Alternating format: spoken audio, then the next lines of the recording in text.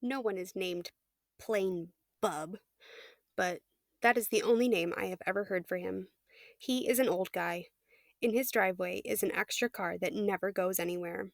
He doesn't always mow his lawn or shovel his walk. He doesn't put up Christmas lights or play music. Some of the neighbors call Bub's house an eyesore. According to Billy Jensen, Bub used to be a bank robber, and before that, he was a professional wrestler. Billy never said anything about catnapping, though. And anyway, everybody knows that Billy tells stories. As I stood on the walk in front of Bub's, trying to decide what to do, I figured only three things were for sure. 1. Bub is big with a loud, gruff voice. 2. My cat was missing. 3. There was an orange tail swishing in the window. It all added up to one thing. Alex Parakeet to the rescue. Too bad Alex Parakeet is a wimp. Unlike my cat, I am not big-shouldered or muscly. I am more like small with a round middle. My parents say that I'm a healthy kid, and this is what healthy kids are supposed to look like. Muscles come later. But what else would parents say? That I look like a party balloon, and someday, if I'm lucky, I'll look like a beach ball? If you know anything about parents, you know this is not how they operate. I could ask Dad for help, I thought, but I knew what Dad would say. That Bub is a neighbor. That Bub has a gruff voice only because he used to smoke cigarettes. That I am certainly capable of ringing a doorbell and asking about my own cat's tail. Aren't I? I had no choice. I walked up the driveway and up the steps to the porch.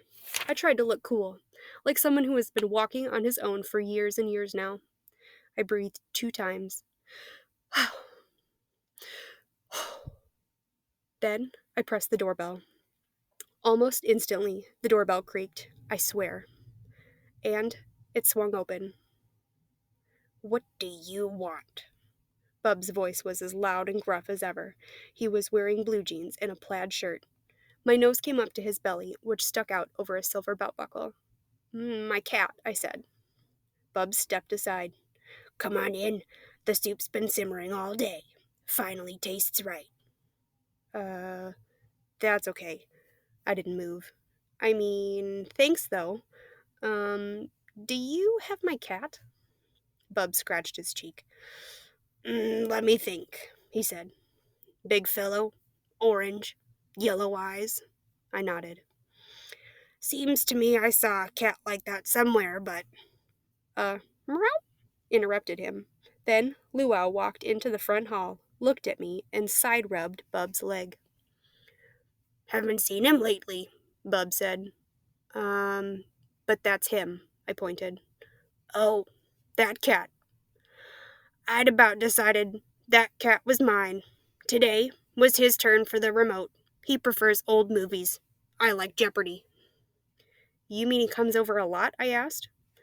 "Last couple of days he does. I suspect he's after what I got in the bathtub. Thinks it's cat food, which I guess it would be if he got a hold of it. Don't worry, though. The door's shut." What was there to worry about? What was in the bathtub? I was working up my courage to ask when Luau meowed again. Then he climbed his front claws up my leg and butted my knee with his nose. His tail was swishing. "He's trying to tell you something," Bub said. "Yeah," I said. "But what?" Bub opened the door wider and looked across his driveway to the Ryans' yard next door. "Well, how do you like that?" Bub said. "Leave it to a cat to notice." I turned around, and when I saw, my heart bumped. What was going on anyway? You might not necessarily remember that the Ryans are partridge in a pear tree, or, more precisely, disguised ducky in a dogwood. But now the Ryans weren't either one. The ducky was gone. As the Lee's goose, the Ryans were just plain tree.